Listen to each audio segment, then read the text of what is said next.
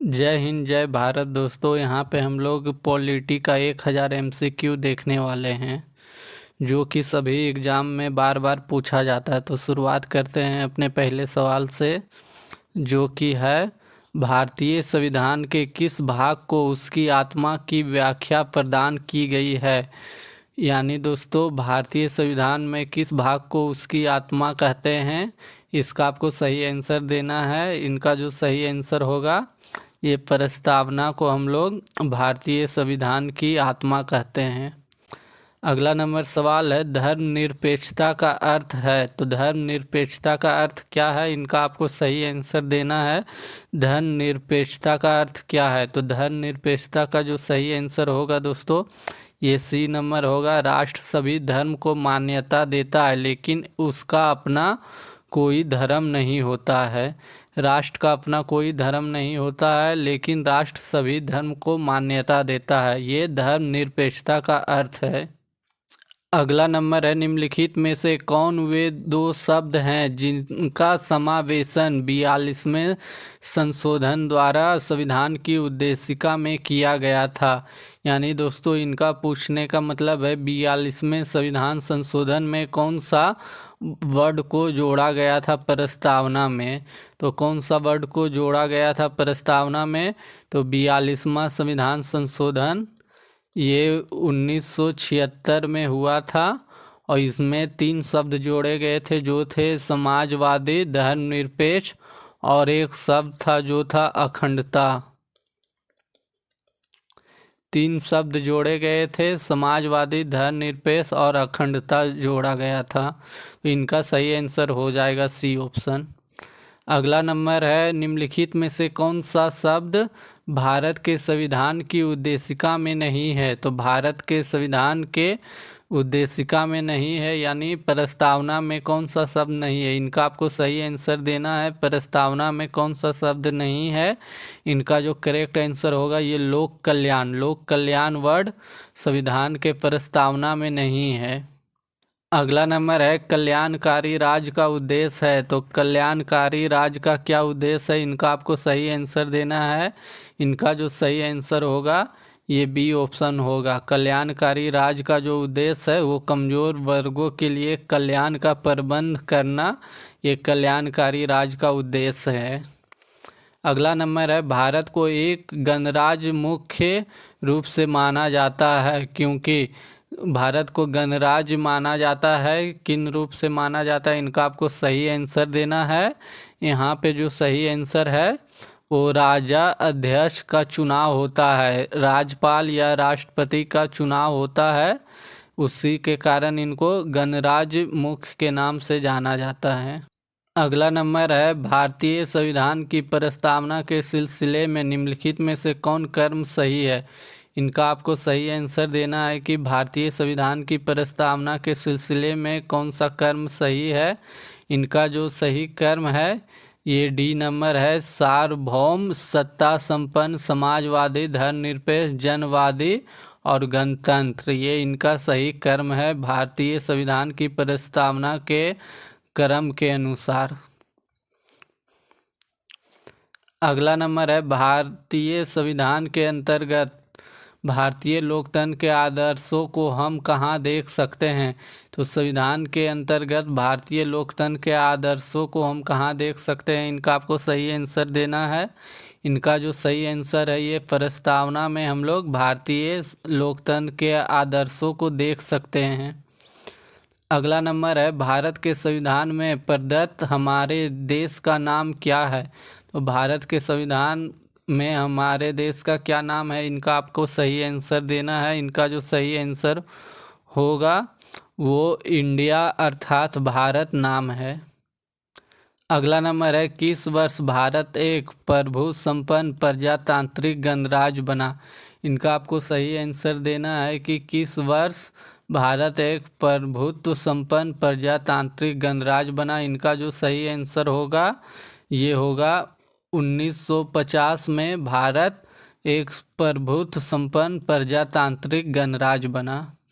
अगला नंबर है, संविधान की उद्देशिका यानी प्रस्तावना का संशोधन कितनी बार किया गया। तो कितनी बार किया गया उद्देशिका यानी प्रस्तावना का संशोधन?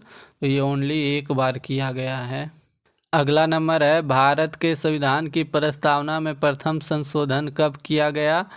तो इनका आपको सही आंसर देना है। इनका जो सही आंसर होगा ये 1976 में किया गया था, 42वें संविधान संशोधन के अंतर्गत। अगला नंबर है, भारतीय संविधान की उद्देशिका में परिवर्तन किस संशोधन अधिनियम में किए गए थे? ये सब एक ही क्वेश्चन का आंसर है। ये है 42वें संविधान संशोधन अधिनियम 1976 में जो हुआ था, ये उद्देशिका में पहली बार परिवर्तन हुआ था। अगला नंबर है, जवाहरलाल नेहरू द्वारा उद्देश्य प्रस्ताव कब दिया गया? तो उद्देश्य प्रस्ताव कब दिया गया जवाहरलाल नेहरू के द्वारा?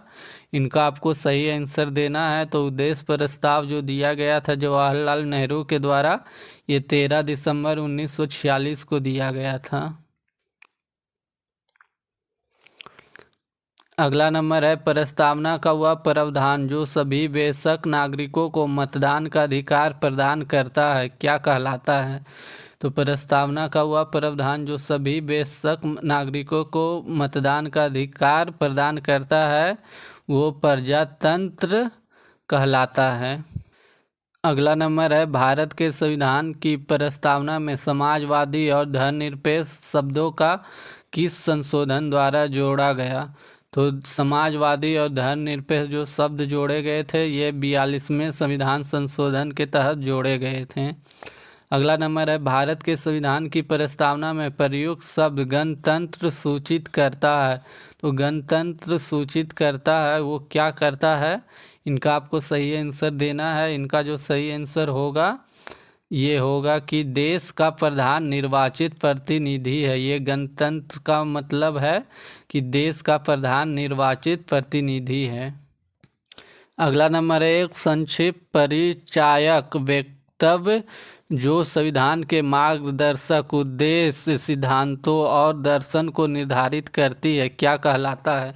इनका आपको सही आंसर देना है कि संविधान का जो मार्गदर्शक है, उद्देश्य है, सभी सिद्धांत और दर्शन जो है वो निर्धारित करता है, उसे क्या कहते हैं? तो उसे हम लोग प्रस्तावना कहते हैं।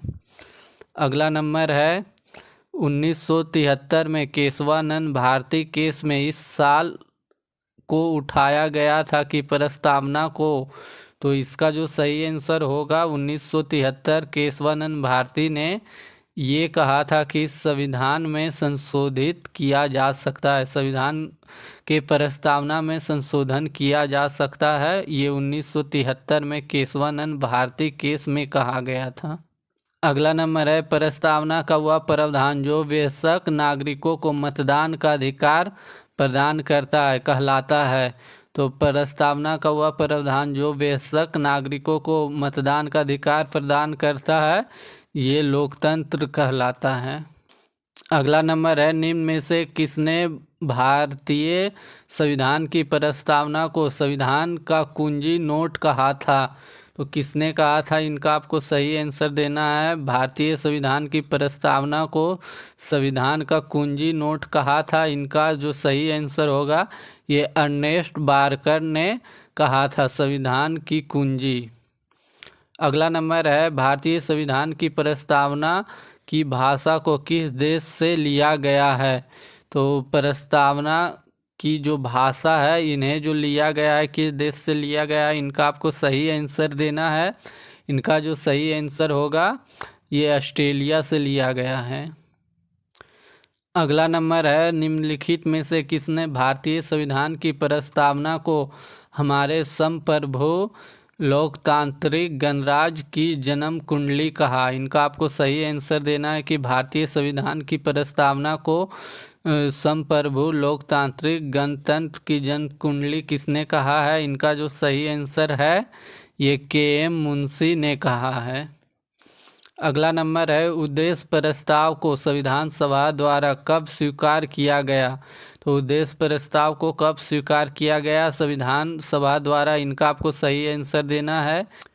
इनका जो सही आंसर होगा वो 22 जनवरी 1947 को स्वीकार किया गया था संविधान सभा द्वारा। उद्देश्य प्रस्ताव। अगला नंबर है, भारतीय संविधान की प्रस्तावना पे किस क्रांति का प्रभाव नहीं झलकता है? तो किस क्रांति का प्रभाव नहीं झलकता है? तो ये चीन की क्रांति का प्रभाव नहीं झलकता है। और जो झलकता है प्रभाव संविधान की प्रस्तावना में, तो वो बोल्शेविक क्रांति का प्रभाव झलकता है, अमेरिकी क्रांति का प्रभाव झलकता है और फ्रांसीसी क्रांति का प्रभाव झलकता है। अगला नंबर है, संविधान के अंतर्गत भारतीय लोकतंत्र के आदर्शों को हम कहाँ देख सकते हैं? तो भारतीय लोकतंत्र के आदर्शों को हम जो देख सकते हैं, कहाँ देख सकते हैं, इनका आपको सही आंसर देना है।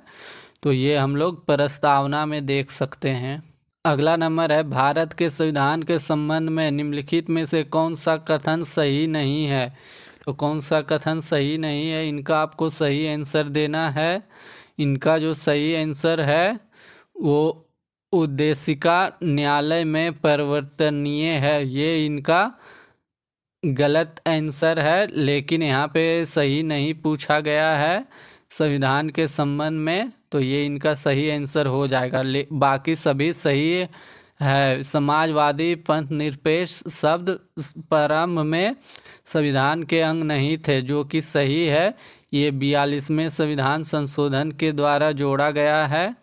अगला नंबर है, उद्देशिका में भारत के संविधान के उद्देश्यों का उल्लेख है, ये भी सही है।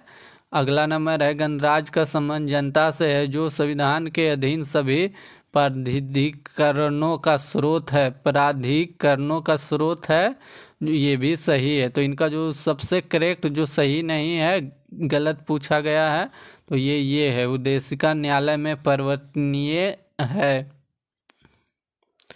अगला नंबर है, उच्चतम न्यायालय ने किस वाद में कहा कि उद्देशिका संविधान का अंग नहीं है? तो उच्चतम न्यायालय ने किस वाद में कहा कि उद्देशिका संविधान का अंग नहीं है? इनका आपको सही आंसर देना है। इनका जो सही आंसर होगा वो बेरुबारी वाद में उच्चतम न्यायालय ने कहा कि उद्देशिका यानी प्रस्तावना संविधान का अंग नहीं है, और ये बेरुबारी वाद 1960 में हुआ था।